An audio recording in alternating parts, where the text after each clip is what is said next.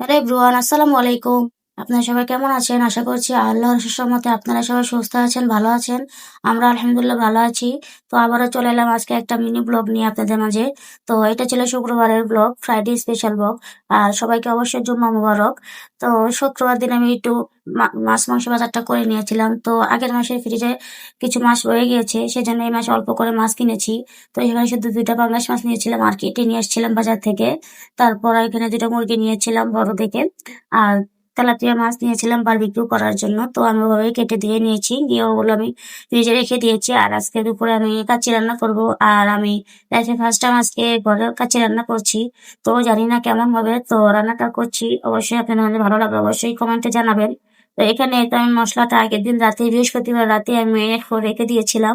সারা রাত ফ্রিজে ম্যারিনেট করে রেখে দিয়েছিলাম। তারপর আমি দুপুরে তো কাচ্চিটা রান্না করে নিচ্ছি। আর এখানে আমি প্রথমে মাংসগুলো দিয়ে তারপরে চাউলটা আমি এখানে চিনি গুঁড়া চাউলটা দিয়ে রান্না করেছি আরফানের।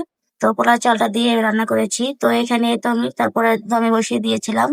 একদম 1 ঘন্টার মতন দমে রেখে দিয়েছিলাম। তো আমার কাছে এটা অল্প একটু নিচে লেগে গিয়েছিল। তো এবার ফার্স্ট টাইম রান্না করেছিলাম। তো এত একবারে জালে এটা বুঝতে পারিনি। তো সেজন্য একটু হালকা লেগে গিয়েছিল। তো খেতে অসম্ভব মজা হয়েছিল। তো কথাতে কোনো ভুল ত্রুটি হয়ে থাকলে অবশ্যই ক্ষমা দৃষ্টিতে দেখবেন। আর এখানে তো দেখুন মাংসটা কি সুন্দর পারফেক্ট হয়ে সিদ্ধ হয়ে গিয়েছিল। তো আমি খুব টেনশনে ছিলাম, ভাবছি হয়তো কেমন হবে। তো মাসাল্লাহ খেতে খুব মজা হয়েছিল।